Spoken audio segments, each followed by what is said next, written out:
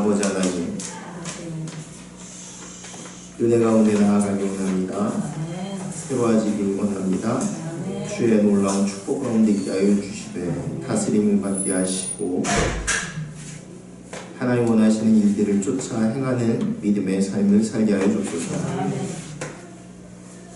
주의 은혜 가운데 나아가기 원하오니 성령님 우리를 붙잡아 주시고 이끌어 주옵소서. 감사드려 우리 주 예수 그리스도의 이름으로 기도드립니다. 오늘은 모이기를 힘쓰자 제목으로 말씀을 나누는데, 모이기를 힘써야 되니까 오늘 더 많이 오히려 아쉬운 것 같아요. 자, 말씀 한번 나눠볼까요? 11절부터 제사장마다 매일 서서 섬기며 자주 같은 제사를 드리되 이 제사는 언제나 죄를 없게 하지 못하거니와 오직 그리스도는 죄를 위하여 한 영원한 제사를 드리시고 하나님 우편에 앉은 제사. 1절과 12절은 세상 제사장, 대제사장, 이 제사장이 드리는 제사에 대한 이야기가 나오고요. 12절은 예수님의 제사를 비교해서 나옵니다. 도대체 이 두 제사의 차이가 뭘까요? 먼저는요, 제사장은 어떻게 드리냐면 매일 실제로 매일 제사를 드렸었어요. 매일 제사를 드린다는 얘기는 왜 매일 제사를 드려요? 네? 매일 죄를 지니까. 네. 또 제사가 온전하지 않아서 부족하니까 뭔가 채워져야 하니까. 왜 매일 밥을 먹어요? 배고프니까 먹지. 그죠? 배가 안 고프면 어떻게 해요? 안 먹어도 돼요? 그래도 먹어야 돼요? 안 먹어도 되는 것 같은데 안 먹으면 죽어요. 실제로 병이 있죠. 밥을 안 먹어도 배고픈 줄 모르는 병들이 있습니다. 이 사람들은 자기가 규칙적으로 먹지 않으면 진짜로 굶어 죽을 수 있습니다. 병들죠, 병들. 자, 매일 드렸어요. 그런데 예수님은 어떻게 했냐면 우리 죄를 위해서 그리스도는 죄를 위하여 한 영원한 제사를 드리고, 어떤 제사? 한 제사, 한 번, 단번. 영원한 매일 드리는 제사와 한 번 드리는 제사, 여러분들 어느 게 더 능력 있어요? 매일 하는 게 능력 있지 않아요? 매일 한다는 것은 뭔가가 부족했기 때문에 그래요. 여러분들이 매일 와서 새벽 예배 드리고 매일 기도를 해요. 왜요? 부족하니까, 연약하니까, 되지 않으니까. 근데 예수님은 우리를 위해서 한 번, 단번에, 그런데 온전하게. 자, 그 다음에 제사장은 매일 서서 섬기며 서서 섬겨서 제사를 드리고요. 예수님은 어떠냐면 제사를 드리시고 하나님 우편에 앉으사. 제사장은 어떻게 했냐면 서서 제사를 드렸대요. 매일. 근데 예수님은 제사를 드리시고 하나님 보좌 우편에 앉으셨어요. 실제로 지성소 안에는 의자가 없습니다. 의자가 없어요. 오늘날 강대상에 의자가 있잖아요. 그래서 이것에 대해서 말이 있습니다. 의자를 치워야 된다, 있어야 된다. 그런데 옛날에는 그럼 왜 없었느냐 가지면 왜 앉을 수가 없었어요. 어디 감히 그 앞에 앉을 수가 있어요. 죽어요. 진짜 하나님 이 지성소 안에 들어간다는 것은 목숨을 내놓고 들어가는 거예요. 하나님을 대면한다는 것은 목숨을 내놓고 대면하는 거예요. 그런데 예수님은 어때요? 예수님은 온전히 죽으심으로 말미암아 온전한 제사를 이루심으로 말미암아 이제 하나님 보좌 우편에서 앉으시는 거예요. 쉬시는 거예요. 그러니까 인간의 제사는 부족해요. 뭔가가 이게 만족스럽지가 않습니다. 그래서 매일 제사를 드리는 거예요. 그러면 우리가 매일 예배 드리는 것은 뭔가 부족해서 예배를 드리나요? 부족하죠. 뭐 안 부족해요. 근데 여기서 중요한 게 있습니다. 내가 구원받기 위해서 예배 드리는 것은 아닙니다. 구원은 예수님으로 말미암아 이미 단번에 완벽하게 조건은 이루어졌어요. 우리가 내가 예배를 잘 드려서 아니면 신앙생활을 잘해서, 물론 잘해야 하나님 나라 가지만, 그래서 소위 말하면 부족한 것들이 채워져서 구원의 조건을 이루는 것이 아니고, 구원은 처음부터 끝까지 예수님이 날 위해서 죽으심으로 말미암아 단번에 온전히 이루어진 거예요. 그러니까 나는 구원을 이루기 위해서 하나님께 나와서 기도해야 돼. 아니요. 내가 구원을 이루기 위해서 나오는 게 아니라, 그것은 내가 또다시 연약한 죄인 가운데 있는 삶의 모습이 있으니까. 또 하나는, 그리고 예배는 죄의 회개만 있는 것이 아니라 기쁨과 감사와 찬양이 있기 때문에 나와서 하는 거예요. 예배는 천국에 가서는 이렇게 우리가 매일 교회에서 예배 드리는 것 같은 예배가 있지 않습니다. 거기는 찬양이 있죠. 찬양이. 네. 거기는 찬양이 있죠. 여러분, 그 다음에요. 자주 같은 제사를 드리되 이 제사는 언제나 죄를 없게 하지는 못하거니와. 매일 하는데도 어떻게 해요? 완전하지 못하고요. 언제나 죄를 없애지 못했습니다. 그러나 예수님은 어떻게 해요? 그리스도는 죄를 위하여 한 영원한 제사를 드리시고 하나님 우편에 앉으사. 이제 뒤에 이제 예수님에 대한 이야기가 더 나오는데, 예수님의 제사와 인간이 드렸던 이전의 모든 제사는 전혀 다른 일이에요. 전혀. 그러니까 예수님이 제사장으로서 죽으셨습니다 라고 이야기할 때, 예수님이 산제물이 되셨습니다 라고 얘기할 때, 구약의 제사를 잇는 그 전통 때문에? 아니요. 전혀 완전히 새로워진 거예요. 그 제사가 부족하고 불완전하기 때문에 새롭게. 그러면 이제 또다시 제사를 드려야 돼요? 아니요. 제사는 이제 필요치 않습니다.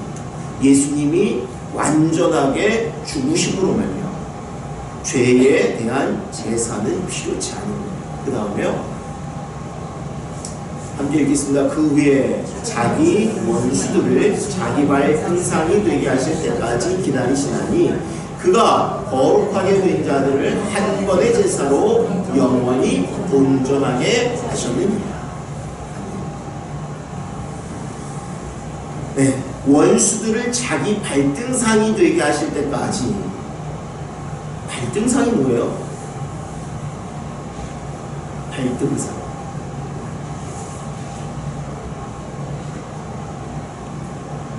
예? 원수들을, 이거는 구약의 예언을 똑같이 인용해서 다시 쓰는 거예요. 원수들을 자기 발등상이 되게 하실 때까지. 발등상이 어디예요? 발등상하면 내 발이 아니라 내 발을 올려놓는 상입니다. 상. 스툴. 네. 여러분들 쇼파의 스툴 있죠? 그거예요. 그거. 그러면 이게 무슨 말이에요 도대체? 원수가 내 발등상이 된다. 원수 등에다가 내 발을 올려놓는다? 뭐 이런 의미 같죠? 네. 한마디로 말하면 왕이 좌정할 때, 우리는 왕이 발을 어디에다 올려놓나요? 그런 거 없죠. 그런데 과거에는 왕이요 발을 올려놨대요.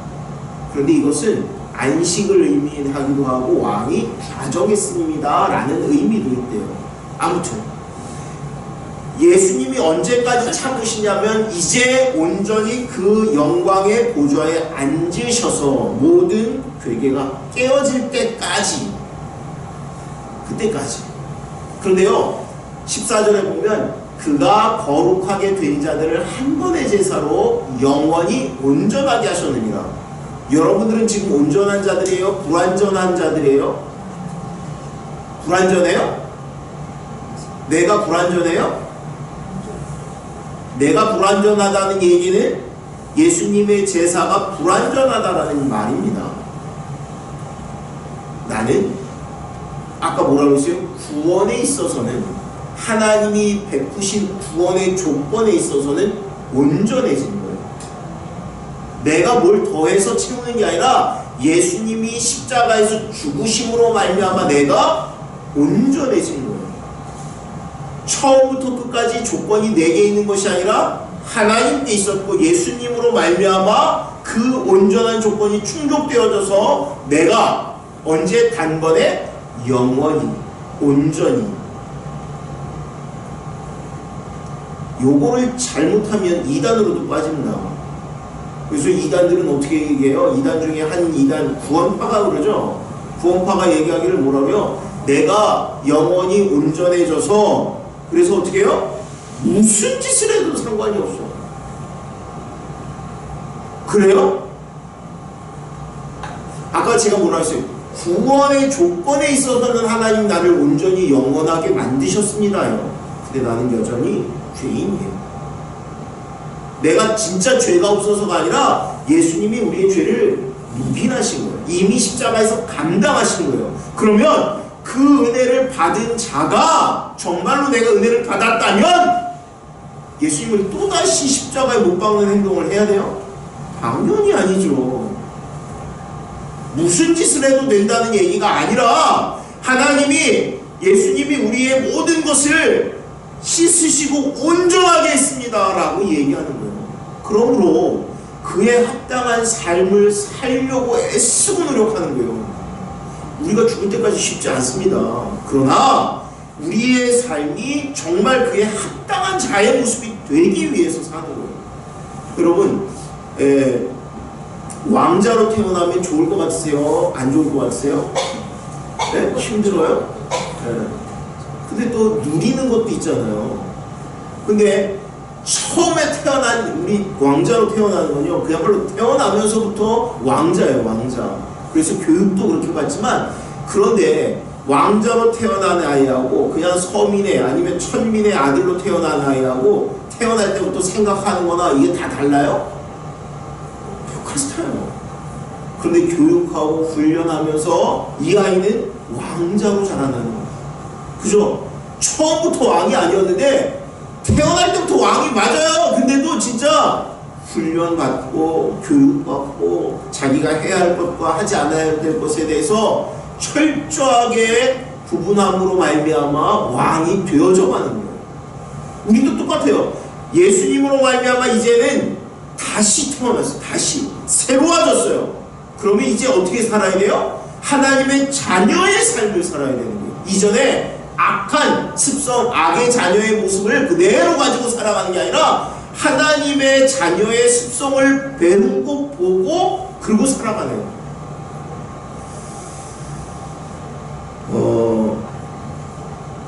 그 드라마 중에 스카이캐슬이라고 굉장히 인기가 있었대요. 그래서 제가 그 돌려보는 거 있잖아요. 그걸 보는데 끝까지 안 봐서 어떤 내용인지는 잘 모르겠어요. 근데 제가 본 내용으로만 중간까지 몇 분까지 하여튼 보니까 그런 내용인 것 같아요. 그 코디요? 코디라는 한 여자가 있는데 그 여자가 정신병 있는 사람 같아요. 그죠? 그래서 이렇게 뭐 좀 조작하죠. 애들을 훈련하고 교육하는데 거기에서 나오는 게 서울대 의대를 가게 하기 위해서 애를 조금 이제 건전한 생각을 갖게 하는 게 아니라 부모를 원수라고 생각하고 원수를 갚아야 된다라고 하고 그냥 그걸로 끝나는 게 아니라 진짜로 마지막까지. 그래서 그 선생이 가르쳤던 코디했던 아이들이 실제로는 자살하거나 뭐 엄마가 죽거나 가정이 파탄나거나 하는 그런 얘기들이. 그럼 이렇게 생각해요. 아니 제대로 생각하는 애들이 저게 뭐야? 왜 그런 일들이 생겨요? 거기에 나오는 게 다른 게 아니라 계속 주입시키는 거예요. 한 3년 4년을 계속 뭐라고 주입을 하냐면 세뇌교육같이 어떻게 하냐면 너는 나만 믿어야 돼. 거기 그 사람 이름이 뭐 김주영인가 뭔데 김주영이 말만 믿어야 돼. 심지어는 엄마 아빠 말도 믿으면 안 돼.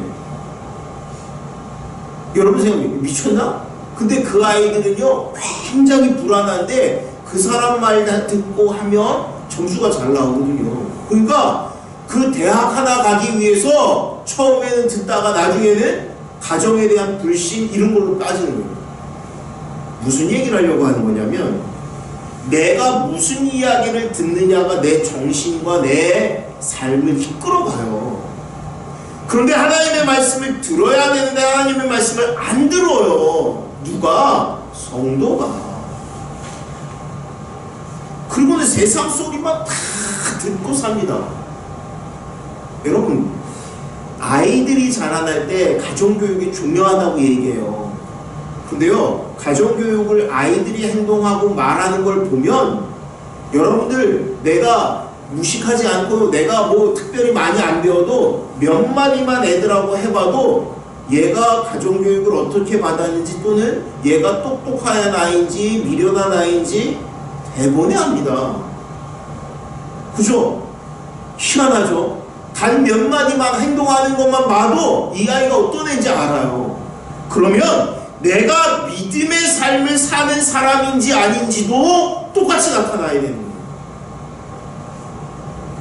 여기에다가 십자가를 목걸이를 반지를 해서 저 사람 교회 다니나가 아니라 정말 여러분들이 말하는 말투가 행동이 예수 그리스도를 닮은 모습이 드러나야 돼요.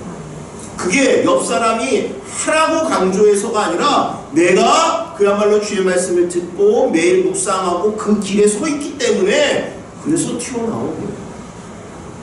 여러분 제가 고등학교 다닐 때 저희 담임 선생님이 짜장면을 그렇게 좋아하셨어요. 그래가지고 선생님이 학교에서 나오는 밥을 식사를 하시지 않고 짜장을 잘 시켜서 드신 것 같아요. 수학 선생님이셨는데 그런데 제가 이제 뭐 질문을 하려고 쫓아가면 점심 식사 지나고 나서 가면 그 짜장면 냄새 때문에 아주 짜장면하고 그 뭐야 특히 아니 단무지 말고 양파를 드셔가지고 그 양파 냄새가 이렇게 많이 나는 거예요. 여러분 먹고 나면 음식을 무얼 먹었는지 그 사람이 말하려고 해야 그 음식 냄새가 나요? 자기도 말하지 않아도요 냄새가 나서 압니다. 내 코가 걔 코가 아니라 뭐가 됐어도 압니다. 내가 그리스도의 향기를 드러내려고 하는 것이 아니라 내 안에 그리스도의 향기가 차면 넘칩니다. 내가 하나님께서 나를 온전하게 단번에 영원하게 만드셨기 때문에 그래서 주님을 쫓으려고 합니다. 그 다음 말씀이요. 또한 성령이 우리에게 증언하시되 주께서 이르시되 그날 후로는 그들과 맺을 언약이 이것이라 하시고 내 법을 그들의 마음에 두고 그들의 생각에 기록하리라 하신 후에 또 그들의 죄와 그들의 불법을 내가 다시 기억하지 아니하리라 하셨으니 그래서 성령이 우리에게 증언하십니다. 그러니까 여러분 내가 믿음이 있어 없어 라고 생각하는데 우리는 그 믿음이 내가 기분이 좋으면 이라고 착각을 하는데 그게 아니라 성령이 우리에게 계속 주신다라고 얘기합니다.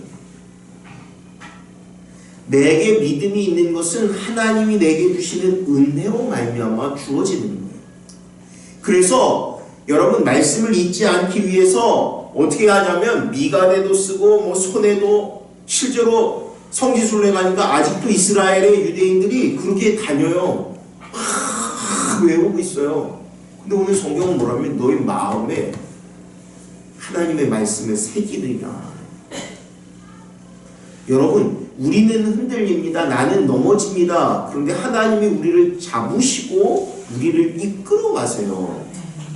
내가 주의 말씀을 주야로 묵상하고 하나님께서 원하시는 대로 살려고 하면 나는 한 발을 주님께 향해 나가는데 하나님께서 나를 그만큼 더 많이 내가 달려가면 더 빠른 속도로 하나님께서 나를 붙드시고 이끌어 가십니다. 그래서 우리가 해야 되는 것은 뭐냐면 내가 더 많이 가야 돼. 더 많이. 자, 그 다음에 17절에는 뭐라 하면 그들의 죄, 그들의 불법을 내가 다시 기억하지 아니하리라. 여러분 뭐라고 생각하냐면 어떨 때 심판대 앞에 서면 내 행실이 다 드러나서 그래서 나는 심판받아. 물론 그렇죠. 그런데 오늘 뭐라 하냐면 구원받은 자들, 은혜 가운데 있는 자들, 백성된 자들, 그 사람은 누구예요? 예수님은 모두를 위해서 십자가에서 죽으셨지. 오늘 예수님 안 믿는 저 많은 사람들은 그 사람들은 빼고 예수님이 십자가에서 죽으시지 않으셨습니다. 그런데 그렇다고 그 사람도 구원받는 것은 아니고요. 어떻게 하는 사람? 예수님을 영접한 자들. 그들의 죄를 어떻게 해요? 다시 기억하지 아니하리라 하셨어요. 이게 내가 여러분들에게 하는 말씀이나 여러분들에게 하는 약속이 아니라 예수님이 하나님이 성경을 통해서 우리에게 약속하신 거예요. 그런데 우리는 이 말씀을 너무 잘 알면서도 어떻게 생각하냐면 내 죄가 다 드러날 거야. 그럼 어떡하지? 여러분 죄가 드러나지 않습니다. 죄가 없어서가 아니라 죄를 안 지어서가 아니라 주님이 이미 용서하셨고 이것을 묻지 않으신다고 기억지 아니하신다고 약속하셨어요. 여러분들이 말씀을 기억해야 돼. 말씀을. 예수님은 하나님은 절대 여러분들에게 이렇게 따지지 아니하십니다. 너 옛날에 그 죄 지었잖아 이러진 않는데 사단 마귀는 우리를 팍 들쑤셔요. 그래서 어떻게 너 같은 놈이 어떻게 너 기도도 안 하고 그때 어떻게 해요? 이 말씀이 우리 속에서 살아 역사하면 주님은 기억하지 아니하시려 하셨어. 내가 담대한 게 아니라 주의 말씀이 우리 안에서 강한 능력이 되어서 이것을 이기는 거예요. 그 다음에요. 그러므로 형제들아 우리가 예수의 피를 힘입어 성소에 들어갈 담력을 얻었나니. 자, 예전에는 성소에 들어갈 수 있었어요? 없었어요? 없죠. 죽으려고 들어가요. 어떻게 들어가요? 실제로 여러분 잘 아는 성경 그 누가복음에 사가랴가 성소 안으로 들어갔다 나오는 지성소입니다. 지성소 안으로 들어갔다 나오는데 그 안에서 무슨 일이 있었어요? 천사를 만나잖아요. 그래서 천사가 얘기하죠. 무슨 얘기예요? 너 아들을 낳을 거다 라는 이 얘기를 듣습니다.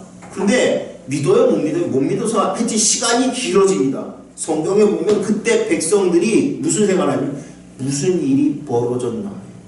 무슨 일이 생겼나? 거기서 생각하는 무슨 일을? 죽었나 보다. 잘못됐나 보다. 더디 나오니까. 그러니까 여러분 원래는 성소 안에 들어가서 하나님과 깊은 교제의 시간을 나누고 뭐 하는 게 아니라 금방 들어가서 제사 드리고 진짜 죄를 고백하고 그러고 나오는 거예요. 어떻게 하나님 앞에 매일 나갈 수가 있어요? 그런데 어떻게 우리에게 그 힘이 생겼어요? 예수 그리스도의 보혈로 말미암아. 그래서 우리가 담력을 얻었다고요. 여러분들 예배드린다는 것 자체가 하나님을 만나는 거예요. 성경에는 어떻게 되어 있어요? 구약에는 하나님을 만나면 부딪힌다라고 하잖아요. 부딪힌다고 죽는다라고 얘기합니다. 그런데 우리가 예수 그리스도의 보혈로 말미암아 이제는 그 담력을 얻었고 힘을 자유롭게 돌아다니는 20절에 그 길은 우리를 위하여 휘장 가운데로 열어놓으신 새로운 살 길이요 휘장은 곧 그의 육체니라. 또 하나님 집 다스리는 큰 대제사장이 계십니다. 여러분 이 길은 누가 만들었어요? 예수님입니다. 살 길이에요. 이 길은 우리가 살 수 있는 길이에요. 우리가 예수 하나님께 나아가는 살 길을 열어놓으셨어요. 그래서 우리가 기도를 통해서 주님께 나아가는 거예요. 걸어서 도대체 어디에 옛날에는 성소가 분명 그럼 오늘날도 교회가 있으니까 예전에 우리 어렸을 때 강대상에 아무나 못 올라가게 하고 그랬잖아요. 그런 의미에서가 아니라 눈으로 보이는 성소, 휘장, 지성소 이런 게 아니라 정말 하나님 앞에 나아가는데 그 하나님께 나아갈 때 원래는 못 나간다고요. 근데 우리가 예수님으로 말미암아 나아갈 수 있는 자들이 되었어요. 축복의 자녀가 되었어요. 아까 뭐라 그러세요? 제사장들도 나아갈 때 시간의 지체가 있으면 죽었나? 이렇게 생각되는 그때 그런 사건이 우리는 깊은 교제의 시간을 가질 수 있는 자들이 되었어요. 축복이 축복. 기도를 오래 할 수 있다는 것, 하나님과 대화할 수 있다는 것, 하나님의 이끌림을 받는다는 것, 하나님이 우리에게 주시는 축복이고 선물입니다. 아무에게나 주어진 것이 아니라 예수님으로 말미암아 구원받은 자들에게, 모두에게. 볼까요? 우리가 마음의 뿌림을 받아 악한 양심으로부터 벗어나고 몸은 맑은 물로 씻음을 받았으니 참 마음과 온전한 믿음으로 하나님께 나아가자. 하나님께 나아갈 수 있는 조건이 되었는데 그게 뭐예요? 우리의 마음에는 예수 그리스도의 보혈로 씻김을 받았고 몸은 뭐라고 해야 되냐면 맑은 물로 씻음을 받았다는 것은 세례를 받았다는 형식, 외형적인 것을 얘기하는 거예요. 성령 세례를 받았고 물 세례를 받았음으로 말미암아 왜 물 세례를 우리가 행하냐면 물 세례도 예수님이 하시는 하나님이. 그래서 성부와 성자와 성령의 이름으로 누구누구에게 세례를 주노라 이렇게 하죠. 하나님이, 그러니까 성령을 받아야 우리가 구원을 받습니다. 그런데 이것이 외적으로 증거가 되게 하기 위해서 세례를 통해서 그 사람에게 확증해 주는 거예요. 사람들 앞에서, 모두 앞에 있는 공회 앞에서 세례를 줌으로 그가 그래서 하나님께 매일 나아가는 자가 되는 거예요. 그러면 우리가 그 조건, 그 기준이 되었으니까 뭐 해야 돼요? 매일 하나님께 나아가야죠. 그 은혜의 자리에 서야죠. 또 약속하신 이는 믿으시니 우리가 믿는 도리의 소망을 움직이지 말며 굳게 잡고, 하나님은 믿으십니다. 하나님은 흔들리시는 분이 아니십니다. 하나님은 연약한 분이 아니십니다. 그래서 우리는 이 믿음의 도리를 잡고 하나님이 주신 소망을, 흔들리지 않는 소망을 잡고 나아가는 거예요. 마지막이요. 서로 돌아보아 사랑과 선행을 격려하며 모이기를 회하는 어떤 사람들의 습관과 같이 하지 말고 오직 권하여 그날이 가까움을 볼수록 더욱 그리하자. 우리에게 뭐라고 권면하냐면 서로 돌아보래요. 서로 돌아보래요. 여러분들이 서로 돌아봐야 돼요. 신앙은요, 서로. 그래서 한 가정에서 한 사람만 신앙생활하는 사람하고요, 두 부부가 신앙생활하는 사람하고요, 온 가족이 신앙생활하는 사람하고요, 신앙이 다를 수밖에 없습니다. 하나님이 원하시는 건 모두가 서로 돌아보고 격려하는 거예요. 다행인 것은요, 한 사람은 그래도 깨어있을 때가 많습니다. 그런데 누군가 한 사람이 시험에 들면 시험에 안 든 사람도 깨달아야 되는 거예요. 뭘 깨달아야 되냐면 나도 뭔가 문제가 있구나를 깨달아야 돼요. 내가 정말 하나님의 은혜와 감사가 넘치는 삶을 살고 있는데 우리 가족 중에 누가 무너진 사람이 제대로 하지 못하는가를 봐야 돼요. 하나님이 원하시는 거는요, 우리가 함께 가는 거예요. 함께. 내가 하나님의 말씀의 은혜 가운데 있고 기쁨 가운데 있어야 되고요. 그게 우리 가정에도 똑같은, 아까 넘어지는 자들 똑같이 함께 붙잡을 수 있어야 돼요. 그런데 대부분 보면 한 사람이 넘어지면 그 옆에 사람도 지금 흔들흔들 하고 있는 거예요. 그래서 어떻게 해요? 화부터 나고요, 짜증부터 나고요, 그냥 자기는 간신히 이기고 있는 거예요. 근데 사실은 하나님이 뭘 보라 그러냐면 너 좀 봐봐. 지금 하나님이 원하시는 건 뭐냐면 엎드리라고 얘기하는 거예요. 기도하라고 얘기하는 거예요. 내가 붙들어 줄게. 지난번에 저희 송문길 집사님 건강 강의 하실 때 그런 얘기 했죠. 뭐가 아프면, 뭐가 그러면 그거는 증상이라고, 증상. 다른데 이상이 오기 전에 알려주는 거라고. 그게 있어야 어떻게 해요? 우리 그것 때문에 힘들다고 얘기했지만 사실은 그게 있어야 다른 것들을 진짜 문제가 되는 걸 보는 것처럼 똑같이 우리는 누가 무너져 있고 누가 뭐가 안 되고 있으면 그냥 그것만 보려고 하는데 실제로는 어떻게 해요? 뭔가 다른 것이 이전부터 흔들리고 있었던 거예요. 그럼 어떻게 돼요? 빨리 주의 말씀 가운데, 은혜 가운데 서로 돌아보아 사랑과 선행 격려하고 서로 힘써야 되는 거예요. 하나님은 우리를 그러한 자들로 세우시고 이끌어 가시는 거예요. 여러분, 신앙은 혼자 생활하지 못합니다. 때로는 그냥 우리 종훈이가 지난주에 저쪽에 앉아 있었어요. 근데 제가 종훈이한테 종훈아 왜 예배 시간에 맨 앞에 앉더니 안 앉아? 다음 주엔 앉아? 네, 그러더니 오늘 딱 와서 앉았어요.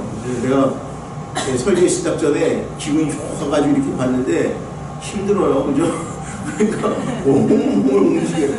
그래도 앉아있어요. 아마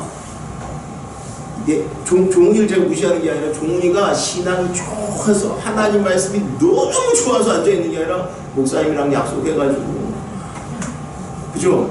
근데 그렇게 세워지는 거예요.